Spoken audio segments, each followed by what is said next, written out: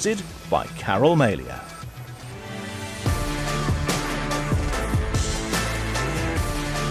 Two and a half million voters live in the northeastern Cumbria, and in just over a week's time they'll help decide who forms the next government. But have the political parties got the answers to the problems facing our region? The North East is the only area in the UK outside London to export more than it imports. Yet despite some economic success and a rise in private sector jobs, we still have the highest unemployment in the country. My grandson's applied for numerous jobs but had no luck. Yeah, they say they've created jobs, but who wants a 0-hour contract? Hardly any jobs were advertised during the recession, but more and more now, a couple of pages now, and that says to me that things are more hopeful. 5 years of austerity have seen cuts in the public sector. Jobs and services have been lost. But has the pain been shared out fairly? The bedroom tax mainly, that struggles a lot because I've got 2 children. Some people won't like it, but you can't go on spending.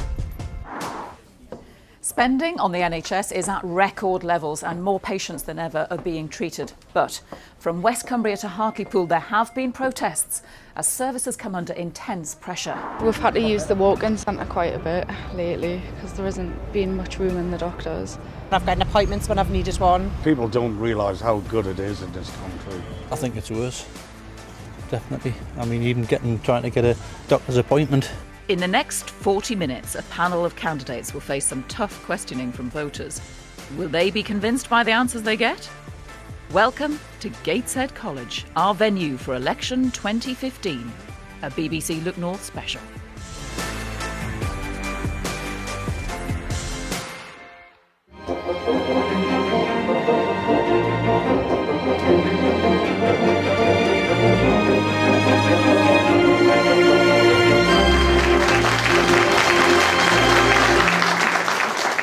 Good evening. In just over a week's time, the polling stations will be open and the process of electing 39 MPs to represent us here in the northeastern Cumbria will be underway. With us tonight, candidates from 5 parties, the Conservatives, Labour, Liberal Democrats, UKIP and the Green Party. Richard Moss, our political editor, is here too. Yes, Carol, I've got some facts and figures which will hopefully shed some light on some of the subjects we'll discuss tonight. OK.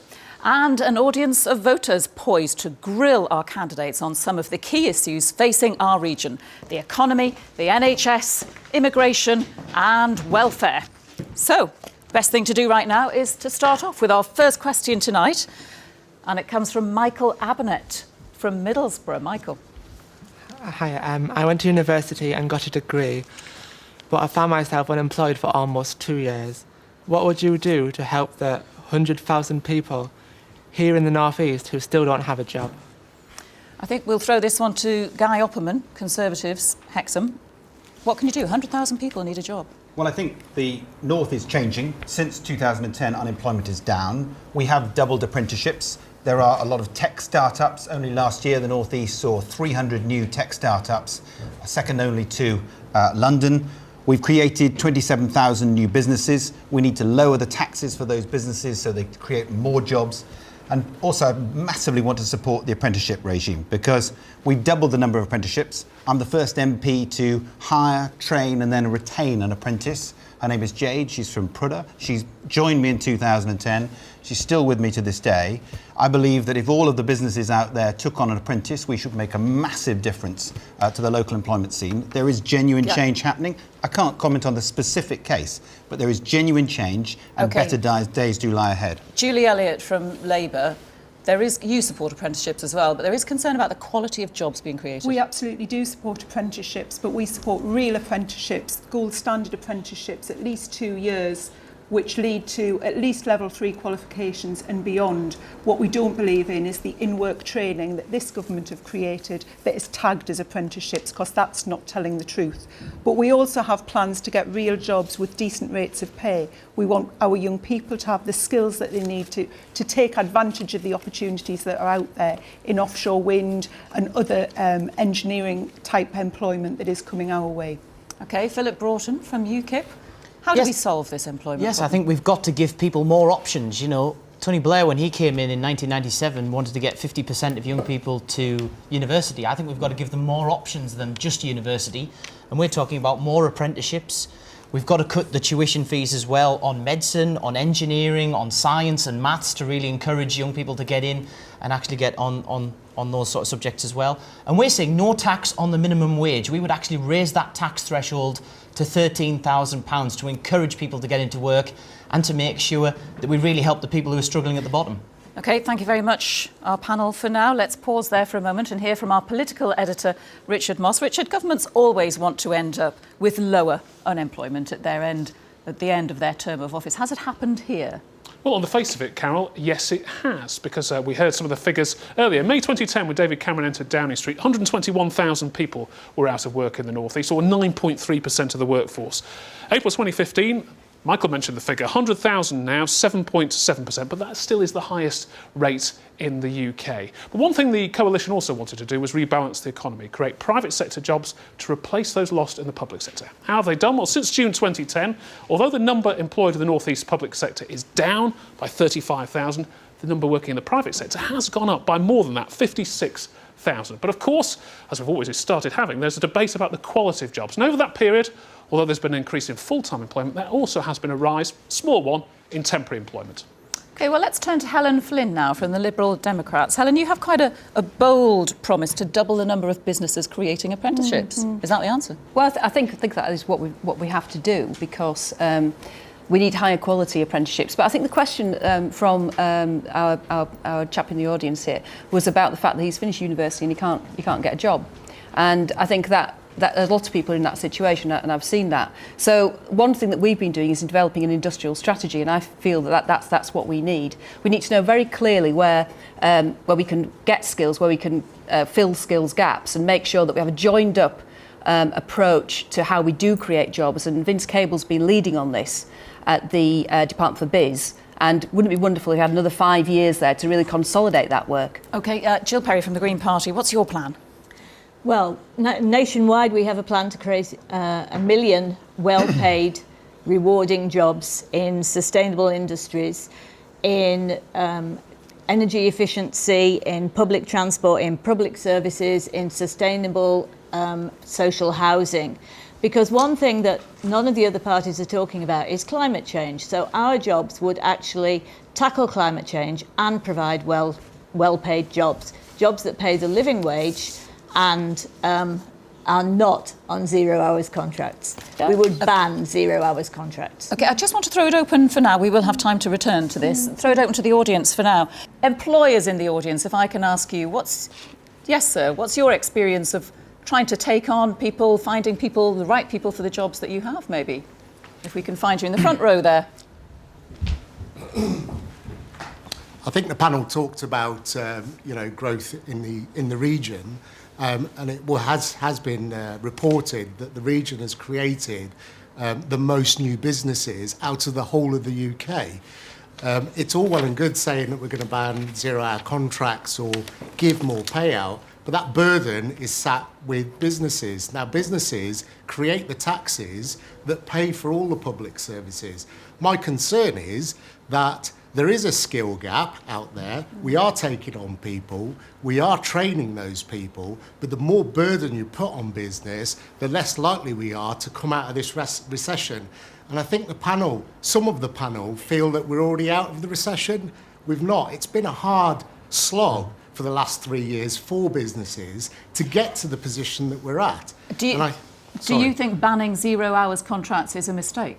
Well, there's a lot of talk about 0 hour contracts. I don't employ anybody on a 0 hour contracts, and I'm sure those employers that want to take on people can take on people. I don't really see it as it may be the first step to get into employment to be sat on those 0 hour contracts.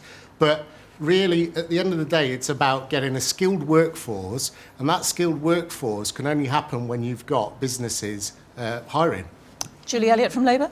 I wouldn't disagree that the only way you get people into work is for businesses to hire, but we want to ban exploitative 0 hours contracts. We are saying if people are working regular hours for 12 weeks or more, then they should be entitled to a contract that actually reflects the hours they work. If you're working as a bank nurse or whatever and it's an occasional extra shift, that's where they should be used. But also, you're saying it's a burden on businesses paying a decent rate of pay. Actually, the burden under this government is on the taxpayer, because the level of in-work benefits that are being paid to people, because of the appalling wages that are being paid to people by bad employers, that burden goes on everybody, and that isn't good for the economy. People need to be earning enough money to live on, and good employers pay enough money for people to live on. Our audience.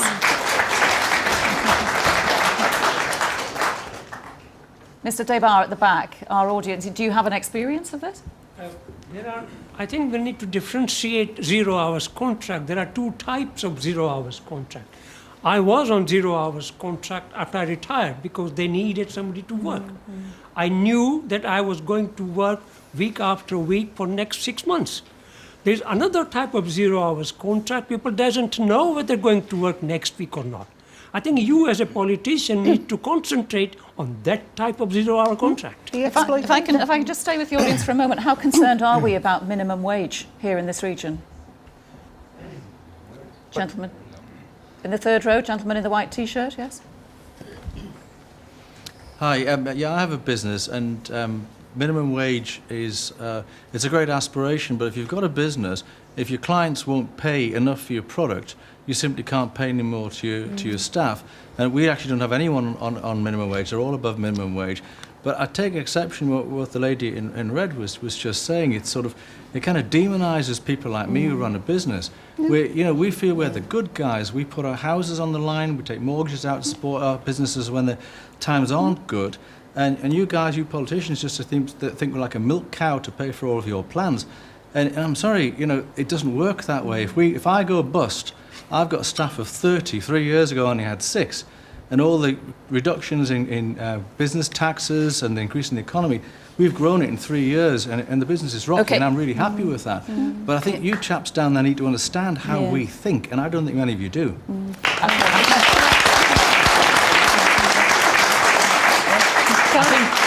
We just very briefly, because we need to move on. I think there's a few things. Business is absolutely key. That's how we're going to create employment. We've got to cut the business rates, which will get investment, shops and jobs to town centres. And that's why we're saying it's got to be a 20% business rate cut. We've also got to make sure the big businesses at the top pay their fair share of tax, and that's why we want to turnover tax. Got some bullet points in there. To stop tax avoidance. Can I just very quickly? Yeah, I used to run my own business. I set my own business in 1999, so I absolutely understand what you're saying. And I did employ my employees flexibly. In the right hand, 0 hour contracts are brilliant because they suit both parties. The focus should be on cutting out the exploitative 0 hours contracts, which we can do, and Vince Cable's been making progress on this at Department for Biz. But it's wrong to simply throw the baby out with the bathwater. Yeah, we must end it there. Lots of issues to get through tonight. I know this is a big one, but we also have the National Health Service to discuss. We have Dr. Tony Shaw. 2 questions at the moment: a GP from Darlington and Mr. Mahesh Debar, a retired surgeon from Cockermouth. If I can start with Dr. Tony first, please. Do you agree that the NHS is used as a political football and a way to win votes by politicians? And Mr. Debar to follow on. Well, my question is about funding. The West Cumbria at the moment has no emergency care. How will you fund the NHS properly? And would you be prepared to allocate more NHS funding for the rural and geographically isolated areas such as my area in Cumbria? Julie Elliott, funding an issue, isolation an issue for many people in our region. Certainly I and my party do not view the NHS as a political football. We created the NHS. We are committed to it. What a joke. The colleagues on the panel may laugh, but that is where we are. We firmly believe in the NHS and we want to save it, and we think it is under dramatic threat from this government, and it won't exist in the next 5 years if they carry on doing what they're doing. The issues in Cumbria, the issues in Cumbria are quite acute at the moment. there's problems with retention and recruitment of staff, certainly on the west coast of Cumbria, where Jill is from. But that is for local people to decide how that is handled. It isn't for me, representing a city on the east coast of England, to decide how the west coast should sort their problems Guy out. Offerman. Well, it's fairly clear that Labour are trying to weaponise the NHS, and I think that is... I don't think it helps anybody. It rebounds on them, and it doesn't reflect well on the country as a whole. The reality of the situation is that in very difficult times, we've maintained the health budget between 2010 and 2015. Sir Simon Stevens has set out and he's the independent NHS chief executive. He has set out his 5-year plan for the NHS. So this talks about the funding point going forward. That 5-year plan requires a further £8 billion of investment. Both the coalition parties have agreed that that money will be found. Interestingly, You haven't said where from, though. Interesting, Labour have not agreed to find that money. But we are in a position that we accept what he's saying. He is independent and he's taking it forward. Bear in mind also, just to finish, there are 9,000 more doctors under this government than there were in 2010, 7,000 more nurses and 4,000 more midwives. We've invested in the NHS repeatedly and kept the budget going. OK, Jill Perry, West Coast. Yeah, the West Cumberland Hospital in my area faces a lot of problems, and recruitment is one of them. But one of them is the cuts that the problems that every NHS area is facing. The trend towards privatisation of services, introducing the profit motive into the health service, and opening it up to competition. This goes completely against the grain of health promotion and investing in making us better or stopping us getting ill. If you put profit into us being ill, Jill Perry, I must just stop you there for a moment. Apologies. Philip Broughton. Yes, I mean, I think the NHS is a very important thing. And there's no doubt Ed Miliband is using it as a political football. He's the one who said he wanted to weaponise the NHS for politics. That's an absolutely disgraceful thing to say, and he should be ashamed of it. What we've got to do, you know perfectly well when he said that. Yes, he did. He said it off the record to one of the journalists, and everyone knows it. We've got to keep the NHS in the public sector, free at the point of use. We oppose the NHS privatisation, started by Blair, carried on by Cameron. In an insurance we need to have... like no, America. it doesn't. No, Yes, it doesn't. he does. You He's can't said it numerous times. You can't put a 30-second speech and say always that's said someone's policy when you have a debate about policy. Maybe you should try having some open debates in the Labour Party. It might do you a lot of good. We need to have local services at the local hospital, which is exactly what I've been arguing for in Hartlepool. We need to scrap hospital car parking charges, which are a tax on the sick and are absolutely disgraceful. And we've got to end health tourism because we believe in a national health service, not an international health service. Helen Flynn. Yeah, one of the questions was about political football. Well, it was actually the Conservatives who said no top-down reorganisation of the NHS. Then the first thing they did, top-down reorganisation of the NHS. Now we're looking at a situation where Labour, the first thing they want to do is repeal the Health and Social Care Act. So it clearly is being used as a political football by the two traditional... Well, what we're saying is, and we said it months ago, we will provide the funding that's been indicated in the 5-year forward plan, because we must, as soon as the deficit is cleared, we must be reinvesting in our public services. The NHS is the beloved service of the country. It's envied by the world. We have to keep that funding there. That's why we committed to it several months ago. Interestingly enough, the Conservatives committed to it 3 weeks ago. Another bit of political posturing, I feel. OK. You've all had your say there. Richard, what are the figures? Big issue, the health service, obviously. Well, they certainly, Carol, say it's got a lot busier, because if you have a look, in the last 3 months of 2010, there were over 95,000 hospital admissions across the North East, Cumbria and North Yorkshire. In the same period in 2014, that was up to just over 123,000. And that may help explain why some of our hospitals are missing targets. 8 out of 11 of our hospital trusts missed waiting time targets in their accident and emergency departments in mid-April. And we know our ambulance services have also struggled with demand too. But on cancer, there's better news. Latest figures, 5 out of 6 providers in our region did get people from a GP to a cancer specialist within 2 weeks, Carol.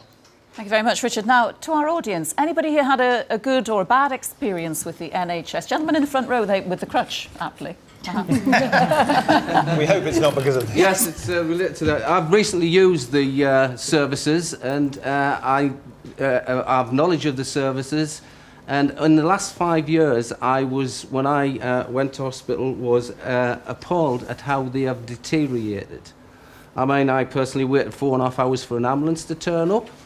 The ambulance had no gas when I was going to hospital, and I was treated by a nurse who told us my leg was broken when it was broken.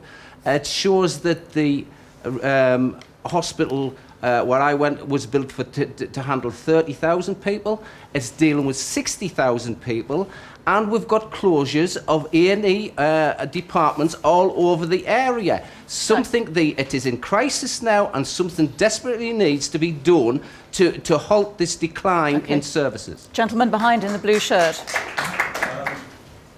I'm a medical student at Newcastle University, and I'd just like to say about the staffing.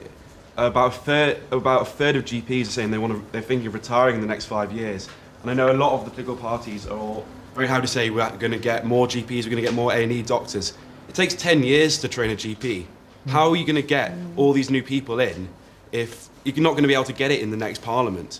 You need to be looking at trying to get the underfilled training positions. What are you going to be doing about that? A lot of people are being obviously treated by the NHS at the moment.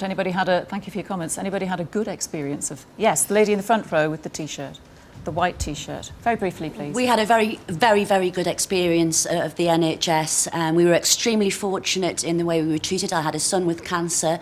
His palliative care was absolutely excellent, but it's because of where we lived. We benefited from community nursing, which meant he could die at home, and that was important to us. I am concerned, however, by the fact that that was a postcode lottery. We were one of the lucky ones. There are many who aren't. OK, well, thank you for those comments so far. If you've just joined us on BBC One, by the way, you're watching Election 2015, a Look North special. You can join in at home on Twitter using the hashtag GE2015LN. We welcome your comments. Well, let's move on to immigration now. It's seen as one of the key issues in the general election. But just how significant has immigration been here in the northeastern Cumbria, Richard, since 2010? Well, we've always been in this region in England, we've always been the region in England with the lowest proportion of people born overseas, and that remains the case. The latest estimate suggests the percentage of the northeast population born abroad 6%, lower in Cumbria 4%.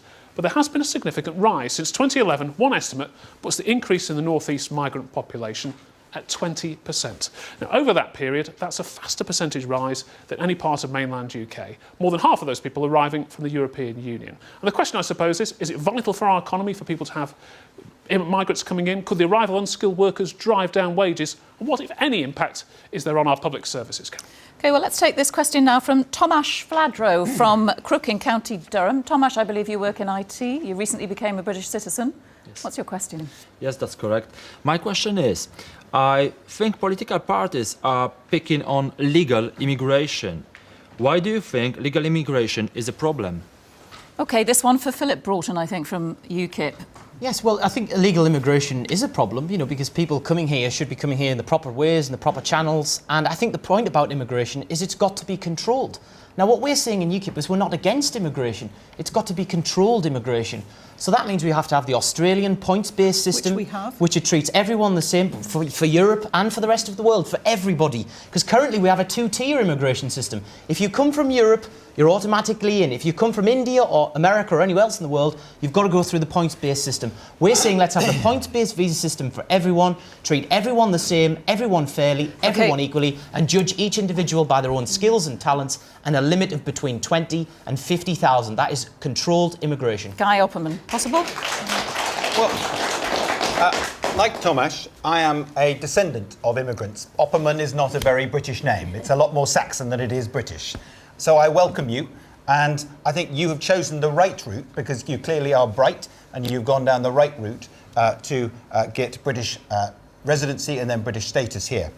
We, at the same time as we accept the brightest and the best, and we need to be in a position that we have a greater degree of control. So we have shut some of the bogus colleges, we have reduced outside of EU immigration, and generally we've introduced exit checks at airports. Okay, So- well, Julie, here's your chance now to net immigration's gone up under this government. It's higher now than it was in 2010. Yeah, they're both That's as bad why- as each other, That's the two why of you. there is no point in setting artificial limits. We have plans to introduce 1,000 new border guards to know who is in the country, who is coming in and who is going out, because that's the only way you can really know what's going on. But we welcome, in the EU there is free movement, and we welcome that. As many people travel abroad, go and live abroad for a while in this region, over many years, a lot of people have worked in Holland, Germany, in engineering. A lot of people have done that. Do we want to stop that as well? If I may ask our voters in the audience, have we lost control of the numbers of people coming into this country? Gentleman in the middle with the black T-shirt, black shirt. Yes. I don't think we have lost control at all. The European Union, I know we're not talking about Europe as such, but the European Union is based on three principles: free movement of capital, free movement of goods, and free movement of people. And for as long as we're part of that, which I think is a thoroughly good thing for this country, we have to accept that European citizens have the right to come here, just as we have the right to go and work in Europe. And as a matter of fact, more Britons abroad get paid more in benefits by other European countries than other European countries get in benefits in this country. So we're benefiting, actually, from that.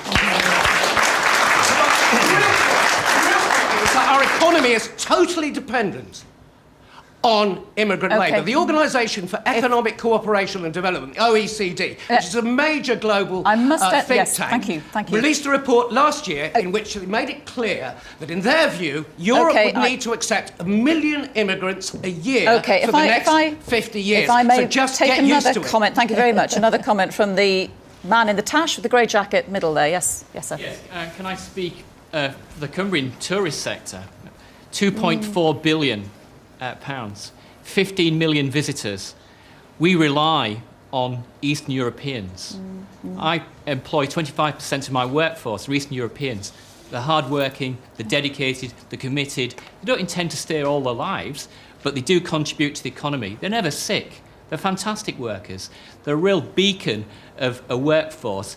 And I can't understand why UKIP have such a strange idea about immigration and the positive idea that immigrants bring to this country. If I can, yes, Helen Flynn, yes.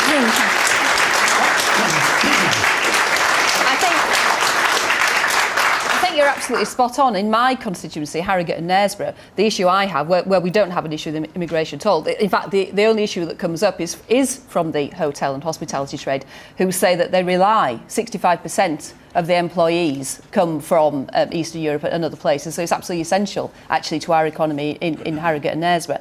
But I find it quite odd. We've spent the first however many minutes of this debate, and a lot of the focus has been on skills, the fact that we have skills shortages. Where are we going to get them from? The person who's training to be a GP. We need to import people, to have people come to the country who do have these skills to fill the gaps in our economy. And at the same time, there's lots of low-skilled jobs that no one in our country wants to do.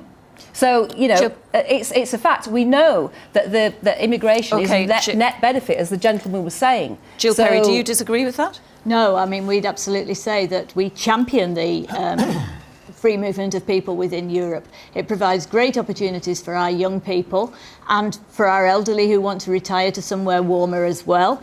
It provides a fantastic workforce in skilled and in unskilled work. So it's a thing to be championed. And I'd just like to say that we would also really support the government doing its fair share to take in some of those so desperate people who are risking their lives in the Mediterranean at the moment. Thank you very much. Well, we must move on to our final topic for discussion tonight. There have been many changes to benefits in the last few years, and there may be more to come. Richard, that has a particular impact on our region. Yes, because we are, Carol, the region with the highest levels of benefit dependency in the country. In August 2014, almost 17% of the North East population were claiming some form of out-of-work benefit, higher than any other region. We also have the highest proportion of people on disability benefits, about 8% of the North East population. And for that reason, any freeze on benefits or changes to what Chris has called the bedroom tax, spare room subsidy, whatever you prefer to call it, will always have a bigger impact here than perhaps anywhere else in the country. But of course, actually, the benefit that has the biggest bill is still the old age pension. OK. Let's take a question now from Sean Thomas, who I believe is a student. Hello, Sean, from Stockton. Yep. My question is, with all the main political parties pledging to make cuts in the next Parliament, what would you do to protect the most vulnerable people in society, the people who do live off the welfare state? OK, well, let's start off with Jill again. Jill, the most vulnerable people, how do we protect them? Absolutely. It's part of our policy that the most vulnerable people are the people who most need protection and who have suffered most under the coalition government and the cuts that they've brought in. We would ban the bedroom tax. We would ban 0 hours contracts. We would introduce a living wage that would be at a rate of £10 an hour by the end of this term of Parliament. We would retain the independent living allowance for the disabled. We would ban benefit sanctions. Okay. Our whole set of policies is to redress the inequalities in our society. Philip Broughton from UKIP, what are your main points on protecting the vulnerable? You want to lower the benefits cap. Yes, we want to lower the benefits cap and make sure that it actually pays to go out and work, because there's some people that actually can't be right if people are working and they're not getting they're getting less if they're actually going out to work. So we've got to encourage people and give them an incentive to go out and work. So yes, but we have to absolutely protect the most vulnerable people because they're the people who need the help the most. But we've got to have a welfare system that's a safety net, not a lifestyle. That's what it was originally intended to be. And yes, we've got to scrap that bedroom tax because it is unfair and people, it is a very unfair thing and people do not like that, and that's quite right. Guy Upman, can you pick up on that for us? Well, I think under the previous government, the welfare system quite clearly was not working. And we need a fair system where the disabled, as the lady outlined, are protected, and I can assure you that will happen going forward. But we also need to try and get more people into work, and we've been very successful in changing the way in which the North is so that there'll be more people in work. I have to say that it is increasingly the case, though, that with a £23 billion being paid on housing benefit, that we have to look at some things. So I support the spare room subsidy. Why is it that it was introduced by Labour on the private sector, but it's not allowed on the public sector? And disabled are protected, pensioners are protected, and if we have so many people, and we have, even just in Northumberland, we have 5,000 people who are on the waiting list for housing. If there is spare accommodation, they pay more than £14 extra, or it is the case that there's a discretionary fund in special circumstances.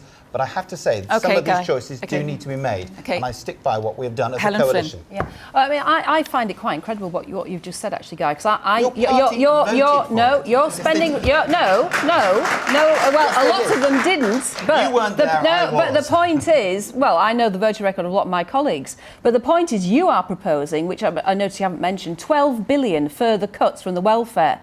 And that just simply will impact, as the IFS have said, it'll impact on the most vulnerable members of our society, the disabled, carers. The cuts are going to have a massive impact. 12 billion that you haven't even told us where they're going to come from. Was the Liberal Party actually in the coalition, according to you? Yeah, well, the point is, we would rescind the bedroom tax because it is unfair. We would not. For it, and it was the right thing to do.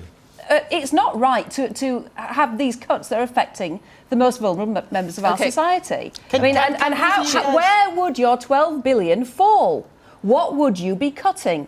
That's the point. You're not coming clean. It's not fair. Can you guys, seeing as though you're both in government together, can you actually admit to the people here that actually, as all this stuff about the economy being rosy, the fact is you've borrowed more in 5 years than Labour did in 13 years, and you've actually doubled the national debt in 5 years. You've doubled the national debt in 5 years. Will you admit that to the voters? We're talking about welfare. That was Julie Elliott. You're talking about spending. The savings have to come from somewhere, Julie Elliott. Savings do have to come from somewhere, and we've got a very costed plan of where they will come from. But I'll answer the question that Jill has posed. This government will reduce child benefit. They said they wouldn't means test it. They did. They said they wouldn't reduce tax credits for people earning less than 50,000. They did. Let's and that's concentrate on what exactly where Labour the £12 would do. billion would come from. We'll get rid of the bedroom tax. That was brought in saying it was going to reduce housing benefit. The housing benefit has gone through the roof because it's an in-work benefit. We are going to cut the winter fuel payment for pensioners who earn of the higher tax band. We've got very costed plans of what we're going to do, but we're going to increase tax credits with inflation, and we're going to increase child benefit by 1%. So the most vulnerable will be protected at all times. I can see some hands up in the audience. Interesting. Chap with the lilac shirt on and the dark jacket in the second row. I work for a voluntary sector organisation in Thornaby. A lot of our customers are people who are on benefits, and it is extremely rare to meet one of them who isn't desperate to get off benefits. So this idea that the problems are all associated by benefit scroungers in inverted commas is a fallacy. Anybody else got thoughts? Yes. Well, Sian, if I can go back to you, to your original question, how do you feel about those answers? Well, essentially, the reason why I asked the question is because of my own experiences. People can say that not making further cuts or whatever is going to help, but the system at the moment does not work. At 18 years old, I was on a long-term sick note because of mental health problems. Because of that sick note, I could not claim job seekers allowance. However, the current employment and support allowance system meant that I was turned down 3 times. There are people who are terminally ill claiming employment and support allowance are having to go every 6 months to prove that they're still not well enough to work.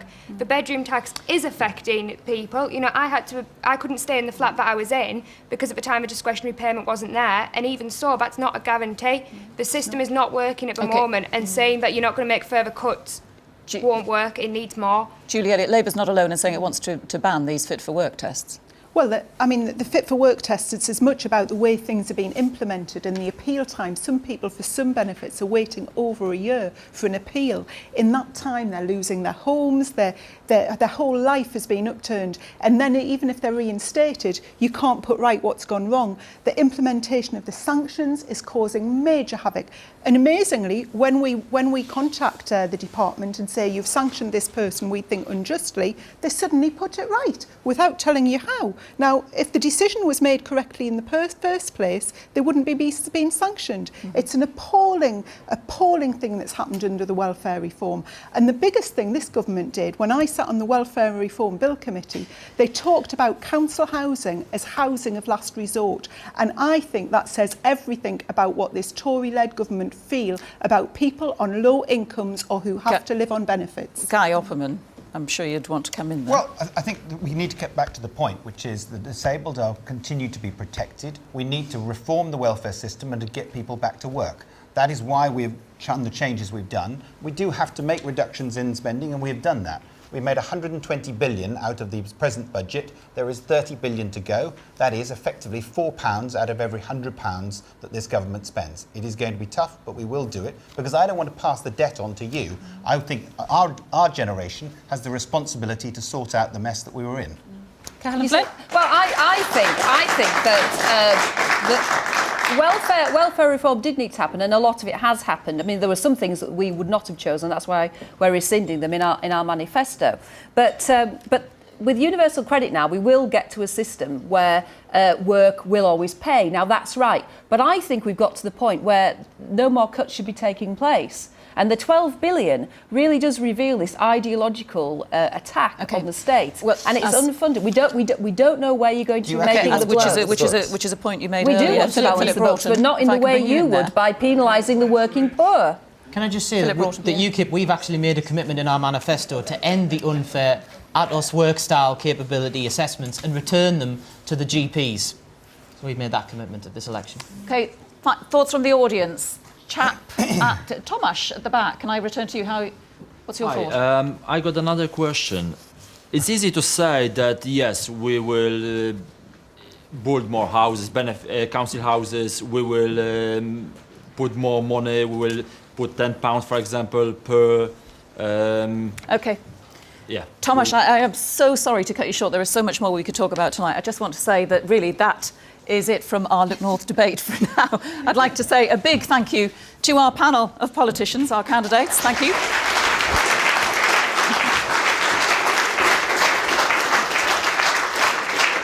There is a full list of candidates in your constituency on the BBC website. And also thank you very much to our audience here tonight and to Richard. Good night. From everyone here at Gateshead College. Yes, good night.